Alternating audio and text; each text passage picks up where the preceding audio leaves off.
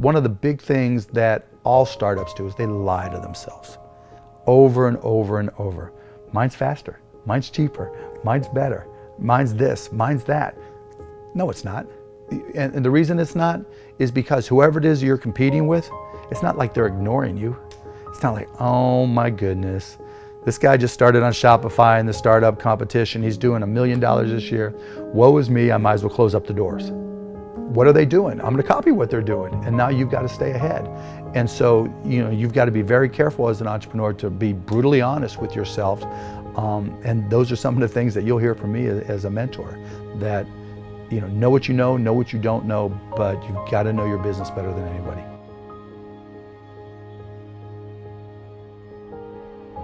People say you have to have a lot of passion for what you're doing, and it's totally true. And the reason is because it's so hard that if you don't, any rational person would give up.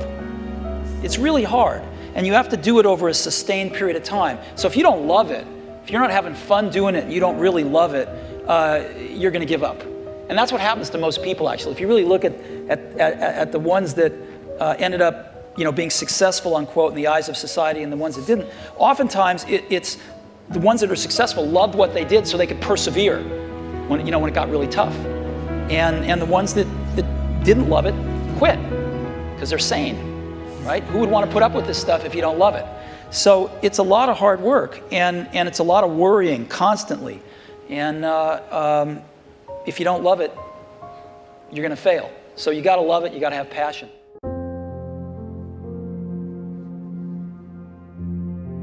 When you think about focusing, right, you think, well, focusing is saying yes. No.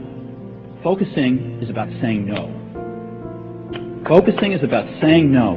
And you've got to say no, no, no. And when you say no, you piss off people. And they go talk to the San Jose Mercury and they write a shitty article about you. And it's really a pisser.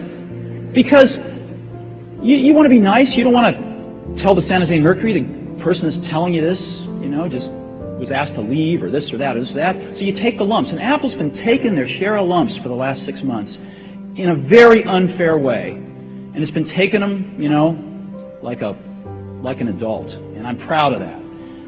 And there's more to come, I'm sure. There's more to come. I mean, I read these articles about some of these people that have left. I know some of these people. They haven't done anything in 7 years. And, they leave and it's like, it's like the company's going to fall apart the next day. And so, I think there'll be stories like that come and go. But focus is about saying no. And the result of that focus is going to be some really great products where the total is much greater than the sum of the parts.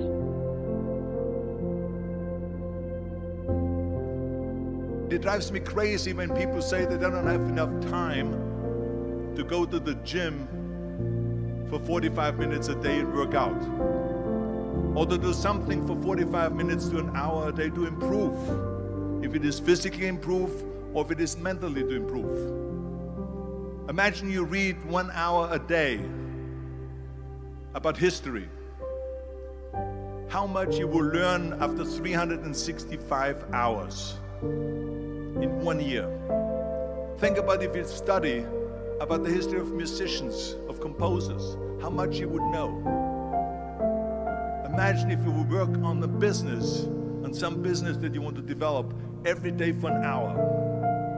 Imagine how further along you will go and get.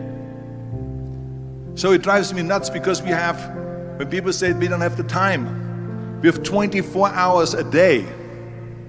We sleep 6 hours a day, so that gives you still 18 hours. Now there's someone shaking their head out here in front. They say probably, I don't sleep 6 hours, I sleep 8 hours, right? Or just sleep faster. So we have 18 hours a day. The average person works around 8 to 10 hours. So let's assume it's 10 hours, so we have 8 hours left. Then you travel around an hour a day, maybe 2 hours a day. So now you have still 6 hours left. So what do you do with these 6 hours? What do you do with these 6 hours? Then we eat a little bit, then we schmooze a little bit, talk a little bit to people and all that stuff. But you can see how much time there is available if you organize your day. So you got to work hard I mean, let me tell you something. When I went to America, I went to college.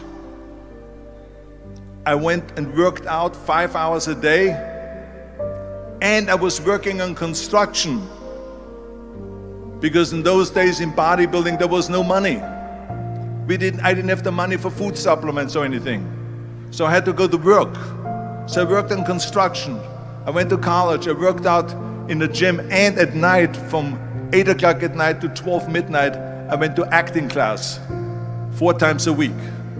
So I did all of that. There was not one single minute that I wasted. And this is why I'm standing here today.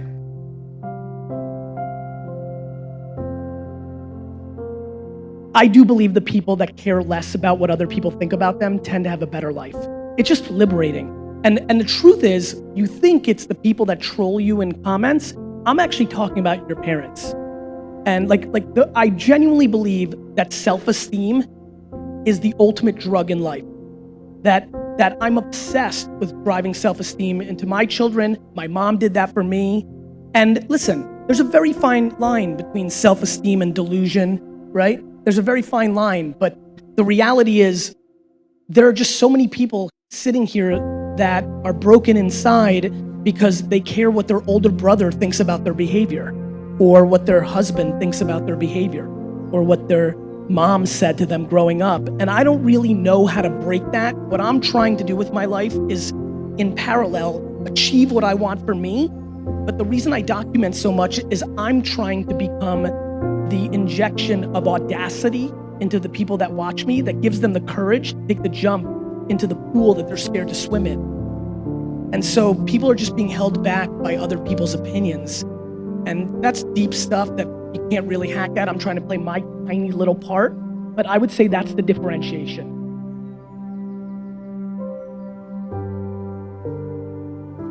If you're living in the past, you're going to be depressed because you are rehashing things that happened to you that are not going to happen again. If you're living in the future, you're going to be anxious because you are anticipating what's coming, or you're wishing for things that aren't happening yet. Being in the present is where the gold is. Being in the present moment is where you will have the greatest control, where you will feel the most at ease, and where happiness flourishes. There's a super tight connection between happiness and the ability to live in the present moment. A lot of people believe that happiness is tied to the things that happen to you. Not so at all. In fact, there is a professor of positive psychology. He's one of the grandfathers of the movement. He teaches at the University of Pennsylvania. His name is Martin Seligman, and he's studied happiness for decades. Now, one of the things that we've talked about a lot is that 40% of your happiness levels are preset by genetics. 60% you are in complete control of. And one of the things that this professor has discovered is that it doesn't matter what's happened to you. In fact, some of the people that have had the worst things happen to them, like people that have survived the Holocaust, are actually the happiest and most grateful people in the world. Happiness comes down to this right up here. It comes down to your thoughts, it comes down to your mindset, it comes down to your attitude, and you are 100% control of what you're thinking. You may not be in control of how you feel in the moment, but you can always, always, always, always be in control of what you think. And that will change how you're feeling. One of the most powerful things that you can do in terms of think, and this gets back to Strick's question, is how do you be present? Being present is literally nothing more than the skill of having your thoughts be in this moment, not in the past, not in the future, but right here.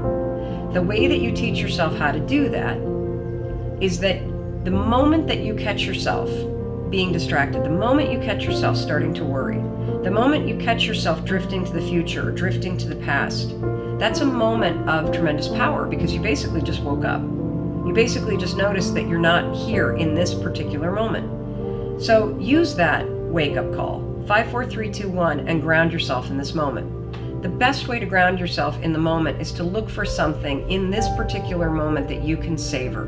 Now, I'm using the word savor on purpose because it's the word that psychologists use to describe what happens when you find something in this moment right now, right here, right now, to focus on and to appreciate.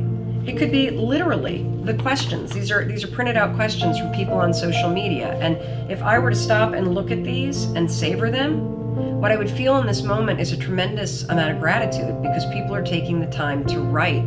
And that makes me feel incredibly grateful. And it also makes me very happy because it means that the folks that are writing are taking control of their lives and seeking out the information that they need. Another form of savoring that we can all relate to is eating. As you're eating, instead of drifting to the future and thinking about all the things that you need to do or hanging out in the past and rehashing everything that's happened during the day, be in this moment, in this meal. Slow down.